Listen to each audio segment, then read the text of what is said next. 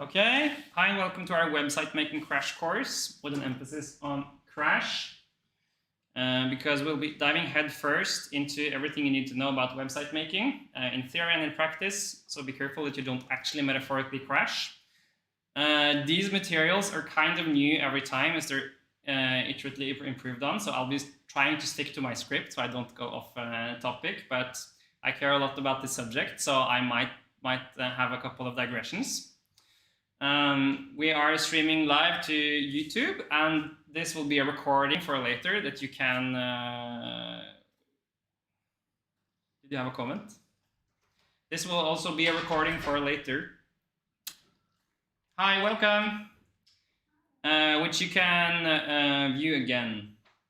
So at the end of this presentation, you will know how website making works and how to make websites with WordPress. And there will be room for questions after each of those two main topics. And these slides are meant to be looked back on. And today's presentation is, in a way, a summarization of topics you might want to look further into, because we can't, of course, cover everything. And therefore, before we start, if you would like, you may join our Facebook group, which has right now a recent post with a link to today's slides. And in there, you can stay for as long as you want. No one? You can do it later. Yeah, this group is for members and friends, where we make sure to invite people to the next course as well, where you might want to help out some other ones just starting out. At the end of today's presentation, there will be pizza and mingling, and I'll interrupt that mingling by handing out some test sites, which we'll be using to make your first draft of your own website. And if you want your websites published on your own domain, and I'll come back to what a domain is, you may become a free volunteer member of our student association. And if you figure out that website making is not for you, you can become a paid member and get one of our volunteers to make the first draft for you and still take a part in our association's website making assets. And I'll come back to our association, because we're not the main event. Website making is. And sharing our knowledge about and assets for website making is an important part of how we achieve our student association's purpose, which is helping students make changes to their everyday study and also higher education. So it's a way for us to empower you. And after I talked about how website making works, we'll get to some opportunities in our association. Volunteers at Folkliot, what we do is mainly is we run and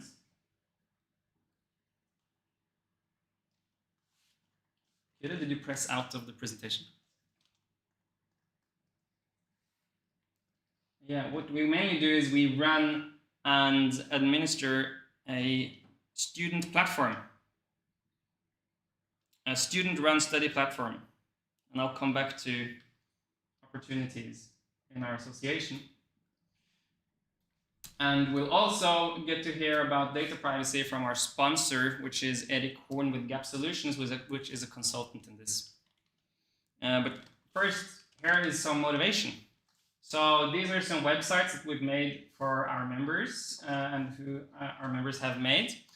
Here you can see, you can just make a simple website telling when you're open and how to visit you if you're a barber. WordPress was originally made to be a blogging tool, so this is the default theme and setup for when you set up WordPress. This is a boat servicing company that wanted to show off their services and their Instagram. This is a student association at the Faculty of Education, which wants to show off their festival and their program. And this is my granddad selling his handmade wooden bowls. This is my website where I have my CV and my contact points and some other random stuff. Your website might be a blog, a page for a business or association, your personal homepage, a store, but most importantly, it can be several things at once. And your website can grow with time. So you might start, and you should start out with a static page telling who you are and what you do. And then you can add a blog or a store later and build upon it and build upon your digital presence. But how does website making work? Are any of you computer science students? No? Not a single computer science student in the computer science student building. Good. Then you won't be too familiar with this, and I can teach you a lot. So, website making consists of website design and website development. With design, it's usually divided into this. With design being how something should be made and how it should look, usually, and development would be how to actually make it. And I would argue that design can include development, and development can include design, and they are more similar than different, but they can be separated, and they're important and difficult in their own ways, so you should separate them. But do remember this, because multitasking is not a thing. So don't go trying to do both at the same time. Separate these two ways to think about website making. And to be able to do those two tasks efficiently, you should be able to understand how the internet works. You should also understand how these languages here work. HTML, CSS, and JavaScript, which are the files your website mainly consists of, work. And I'm going to go through a bit more jargon and terms than you might need when I'm talking about how the internet works. But these are terms that you will stumble upon, and it's a good idea to have some reference of them and how they fit into the picture, if not just to decide if it's important to you or not to understand what's happening. So the internet is a network of networks, and it basically just allows your computers to communicate. And computers communicate to each other over the internet by using something that we call TCP/IP, with IP being the address of the computer you're going to, the label of the package, and TCP being the protocol that tells you how to package what you're sending to that other computer. And then on top of that, different applications will have their own ways to put stuff into the packaging, but at the bottom line, it's always this.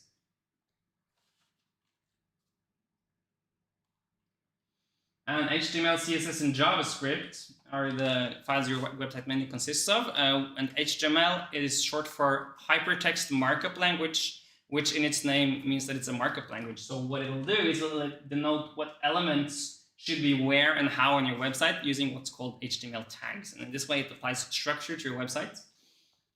And then CSS is cascading style sheets. It's a style sheet language, and you'll use it to denote how your HTML elements, how your HTML tags should look and be presented using what are called CSS properties. And then out of all of these three languages, JavaScript is the actual programming language, allowing you to write programs.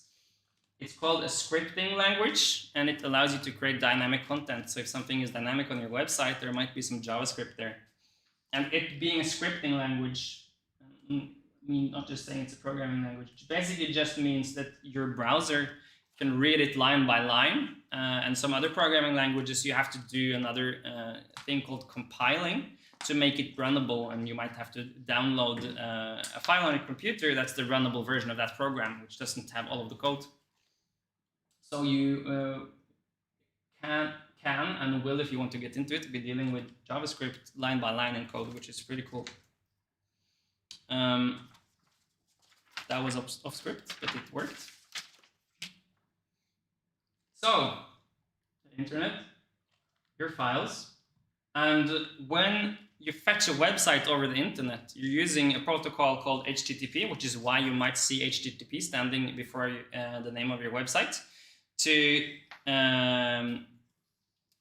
send and receive these files over the TCP/IP thing. And then your browser then displays those files as your web page. And the computer on the internet these files are sent to and from is called the host. It packages those files down for you, sends them, and you unpackage them. And it sends those files and it receives your request. And the computers requesting and receiving these files are called clients. And the host is usually a computer that you rent through a hosting provider, which is why they're called hosting providers, and they say they want to give you hosting. It's basically a computer on the internet that sends your files and receives requests and stuff. And your own computer can actually act as a host if you want it to, for when you're making a website on your own computer, or let's say you're playing a video game and you want to do it online. Sometimes you might make a server on your computer and be a host. So you're basically just renting a computer when you're getting hosting. But how do you make your clients reach that host then? How do you find that IP and stuff? Well, that's done through URLs, which are your web addresses. And URL stands for Universal Resource Locator, which is, I never knew that, but it does. It allows you to find resources on the internet. That's why it's called a web address, because it's what you actually type to find the computer you're looking for. And the main part of that URL, which is this thing, is called the domain name. And this domain name is resolved into the IP when you put it into your computer through the domain name system. So when you see DNS, it means a domain name system, and it turns a domain name into an IP. And what happens when you get a domain name is that you control what's called the authoritative name server. You control a name server in a network of name servers, which tell the internet how to figure out what's on your domain name, which is why it might take a couple of hours for you to make changes to this. And when you just want to get a website and you try to get a website, you might have to wait a couple of hours because you just control one name server in a network of name servers that tell the internet how to get this. That was really in-depth, but I'm going to go more in-depth. The main part of the domain name is called a top-level domain. And how the internet works is there's an actual organization called the Internet Corporation for Assigned Names and Numbers, which has authority over these guys, and it delegates that authority to organizations which give them out. And they might have some rules, and they might have gotten a deal, and .no, for example, is only for Norwegian citizens. And when you get a domain name, you register the second part of the domain, called the second level, with the organization responsible for this part through a domain registrar, which are the companies that sell you domain names.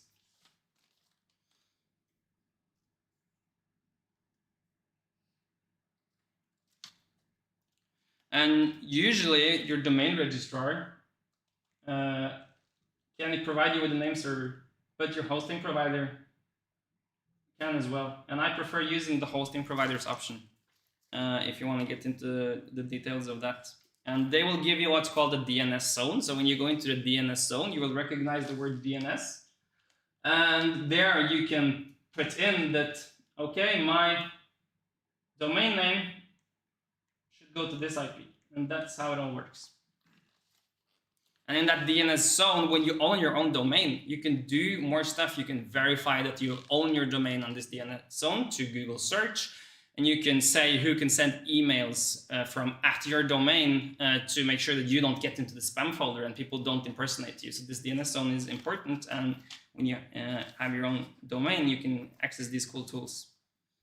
Now that we know how to make our client reach our host, how to only thing left for us to do is know how to make these files. And in high school informatics and in various subjects in higher education over here, not to mention online materials and videos, you can learn how to code these files from scratch and also store and collect information in databases.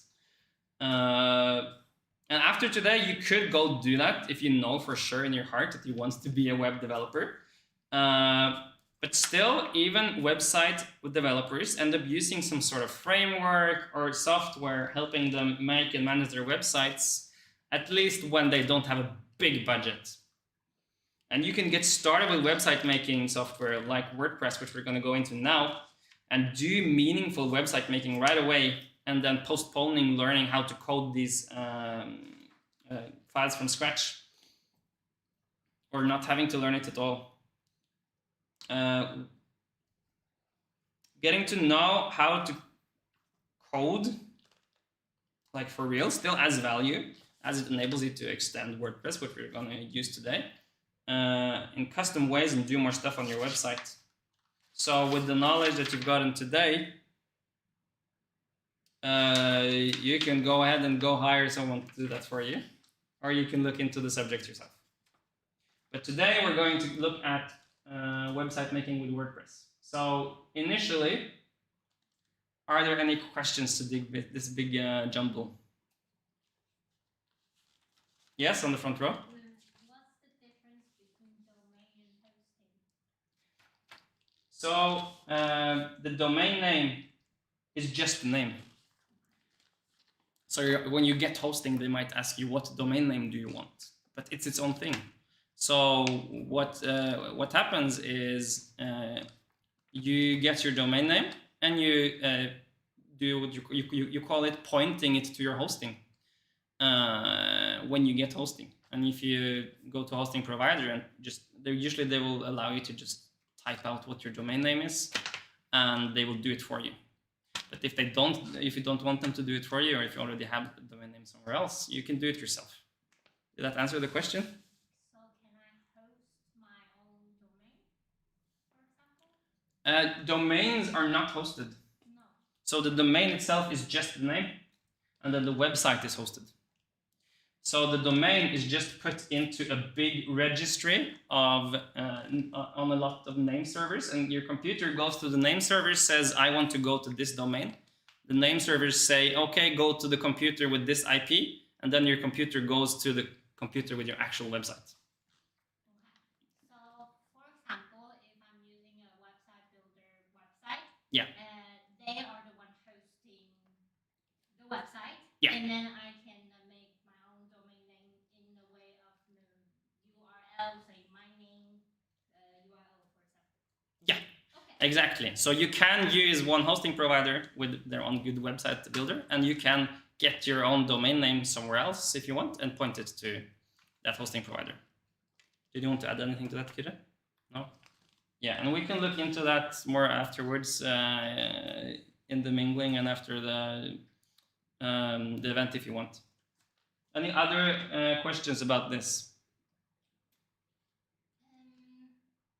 Yes? What's the relationship between packaging and website loading speed? That's a good question. Is there a relation? That's a good question.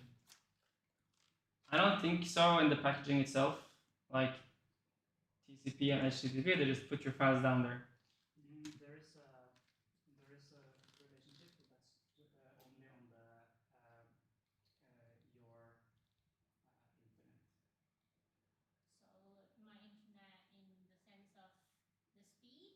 Yeah, okay. The internet, yeah. Okay. Because the packages are sent on different internet or different kinds of links. A link could be either Wi-Fi over or a line like a LAN. Has different types of packaging because they can take different types of packages. The IP that you see, that's just the address. The packages is the actual package of information. How much information your PC can receive is determined by your internet provider.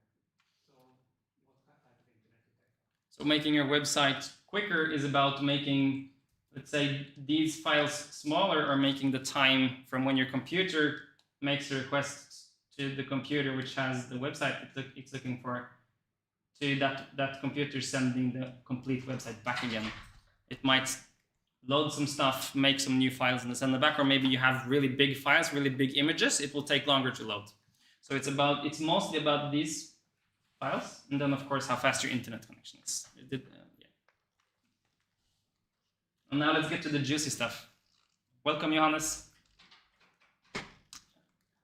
WordPress is an open source web publishing tool, and it's free to use almost however you want. And it being a web publishing tool means that it allows you to create and manage websites. And it being open source and free to use means lots of people around the world are using it, and they're also contributing to it, contributing to the development of it. And it powers 40% of all websites on the internet as of 2022. It's actually really easy to learn and use. So today's task is to give you a good framework for learning it, and then also getting unstuck when you run into trouble, as well as getting you acquainted to using it in a safe setting with peers. Now, let's see, is this, yeah. Now the YouTube videos I've found up until now on WordPress are either short and they don't cover anything you should know as a beginner, or maybe they cover everything, but they are too long and they go very in-depth about every feature. And YouTubers might also use some sort of plugin as an essential part of how they want to teach you WordPress. Elementor is a popular plugin, and it's a separate way to make your, it's a separate experience. And lots of YouTubers like using it, but I want to give you the vanilla experience today, and I don't want you to rob you for that. And with the vanilla experience comes lots of new features being added to WordPress regularly. So in January of last year, just 1 year ago, using WordPress became much easier. It went from this, where you can edit main parts of your website, to this, which is the fresh new manager view of March this year, where you can do this to every single part of your website. Where before, you can see the header here. For example, this top part, your header. Before was just something where you could maybe press a little thing and then change the text. But here you can put whatever you want. And this is just 1 year old. So you want to look at pretty fresh material when you're starting to learn WordPress. You can take use of all of these new cool features.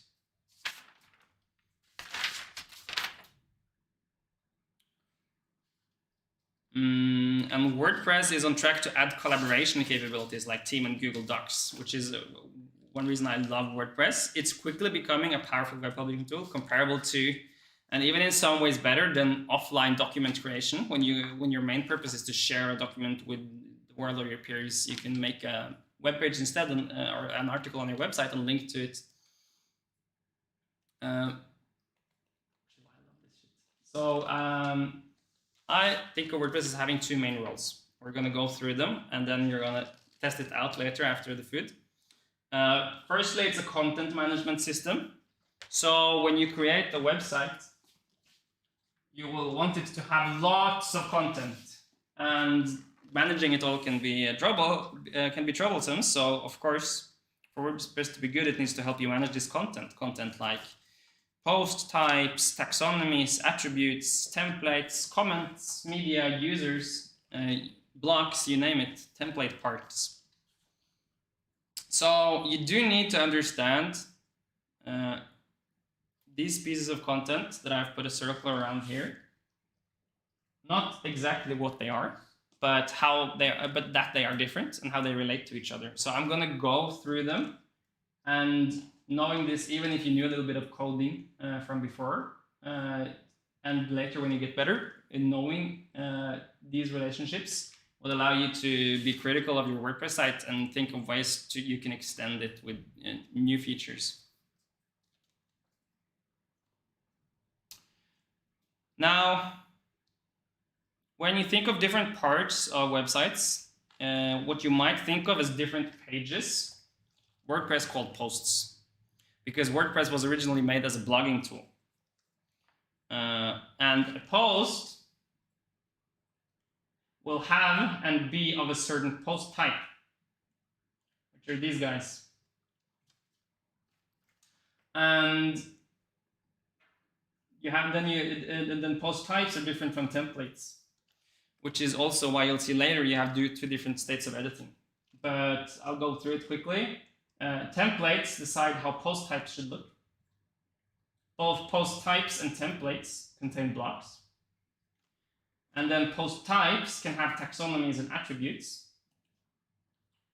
And post templates can have template parts.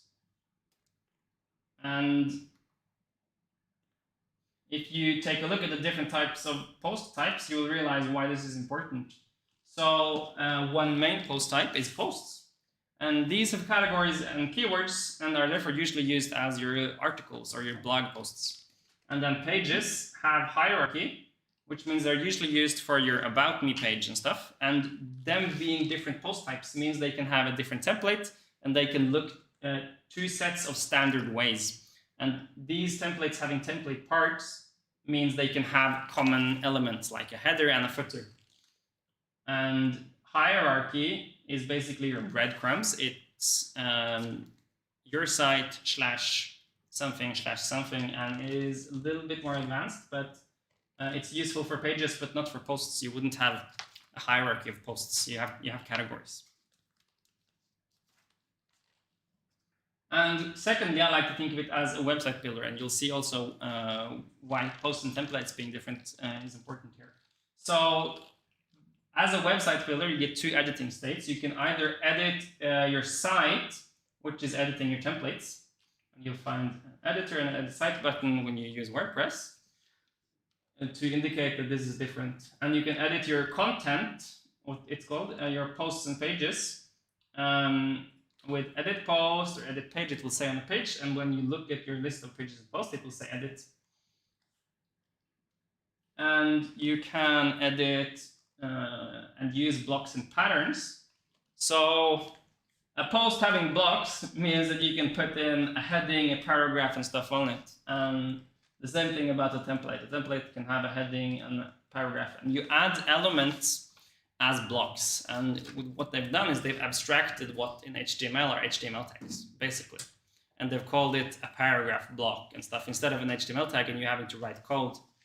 And using these blocks, you will have some patterns, which are some preset groups of blocks for you.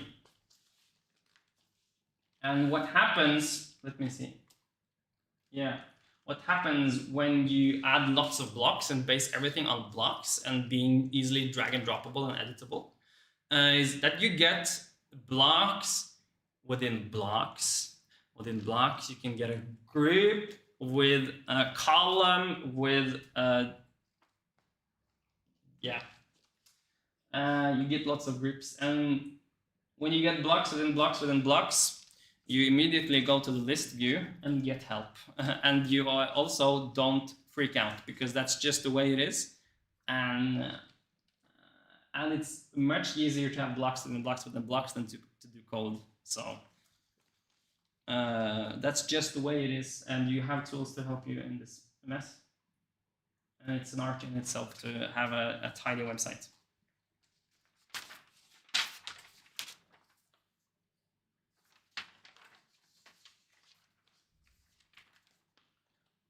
Perfect.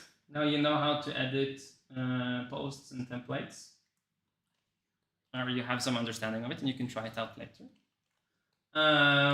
You also get the option to extend WordPress or change the way it works. So if you want to achieve more advanced websites, knowing how this works is super useful. But also knowing what it is that you do when you apply a theme or add a plugin is useful. So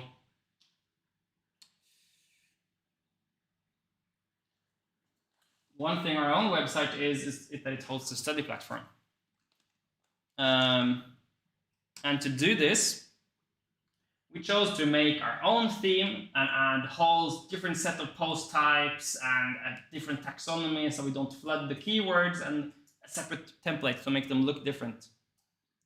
And this is an advanced use of themes. But really, it's just boiling down to themes modify your templates. So if you change a theme, you'll change your whole set of templates. And they might modify some global styles and settings, and they might add some functionality. But for functionality, plugins are your friend. So how do you find good themes and plugins? Well, it's pretty easy these days. So just 1 year ago, that new editing experience came. And that means that a theme that's 1 year old or older than 1 year won't be updated and you won't be able to use those cool new features. But now there is a tab in themes. So know that you're looking for a block theme when you're looking for a good theme. And then for finding good plugins, what plugins are good will depend on your use case. So we use something called Fathom Analytics, which gives you more privacy-friendly analytics than Google Analytics. And we use a plugin to embed social media feeds, even in one, you can have Facebook and Instagram in one place. And we use a migration plugin, and we use a Google Drive embedder plugin, and we use a search engine optimization plugin, which tells Google what is happening on our site in a good way to make Google be able to find our stuff in a good way. But the main thing about plugins is that you will find yourself in this sort of struggle between, do I want to pay for a plugin or do I want to use a free plugin and spend more of my time? So you can usually find some sort of free plugin that accomplishes what you want, but most plugins, especially good ones, require some sort of payment. And a lot of plugins and other website making assets are discounted when you buy them in bulk. And some even allow you to activate them on an unlimited amount of websites. So it's beneficial to pool resources in an association like Folklore if you're a student and just want to make your own website. It means that we can empower volunteers with great free website making, and we can deliver more value to paid members versus them just doing everything themselves. Now, the last thing, before we head out into the World Wide Web, God, you learned a lot. Good job, guys. Is that we talk about data privacy. And to do that, I would like to welcome our main sponsor, Erik Horn, which is a consultant at Gap Solutions. All right, thank you. So GDPR, any law students here? No? So no IT, no law.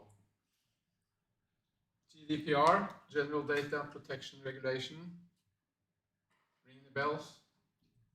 There's a yes, there's a no. That's good. Basically, it's a legal framework to ensure that our individual privacy is well taken care of. And that is very important when we do web pages. In my daily work in Gap Solutions, we help companies. We have some software to help them manage and admin their GDPR. And that's why we're here, because we think it's useful also for you guys when you start making web pages, that you remember to have the privacy in the back of your head.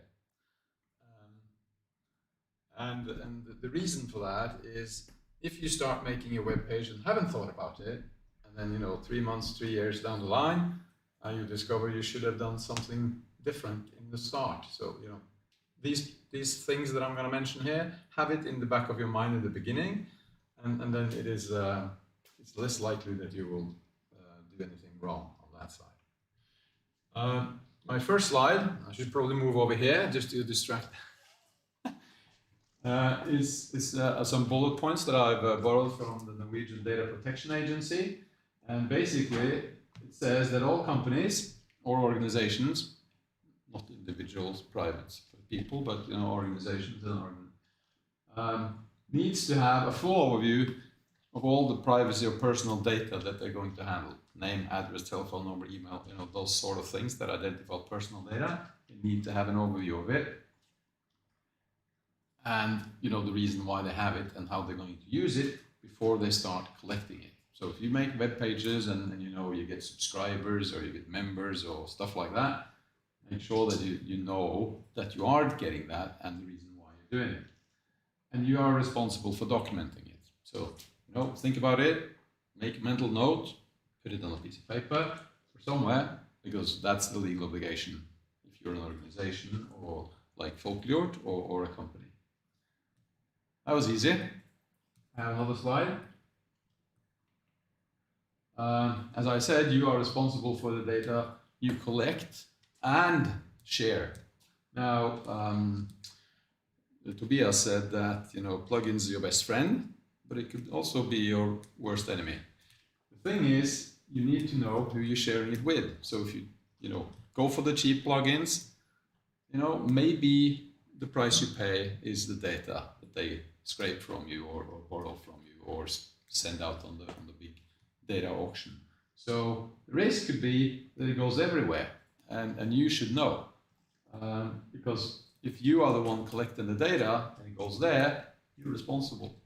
So that's why I put up some links here. Here's my source, you know, a friendly GDPR person that I know in Denmark.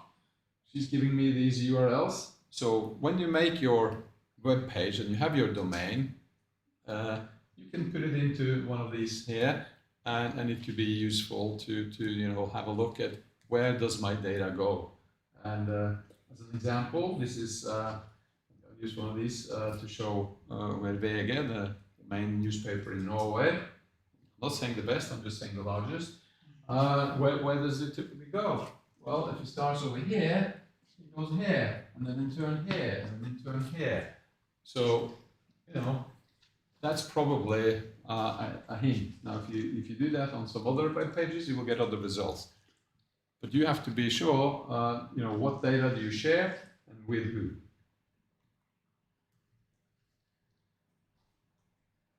Thank you. If there are any general questions to data privacy or website making with WordPress before we have some food and try it out for ourselves, then I would love for you to bring them. No? Let's go then. Thank you. One more thing, since you're a captive audience. You can become an editor or a contributor to our study platform. Becoming an editor gives you editing access of everything you see right here in the same way that you're now going to edit your own website. We add you as an author to this page. And contributing puts your contributed student resource at the bottom of that page. In that way, we are making the student's own study platform and improving our sharing culture and empowering you to make a change to your studies. And if you like our association, you can make websites for our paid members and get some experience, improve our study platform, our courses, our events, or just take part in our association as a whole. And becoming a member can be done on our website. It's free for volunteers, and we only reserve the right to kick volunteer members that are the least active first if we have money problems. So we just want to empower you if you have something cool that you want to do. And if you join our Facebook group, you can be a part of the community and hype us up, and you will find our slides there and on our website as well. Second, thank you.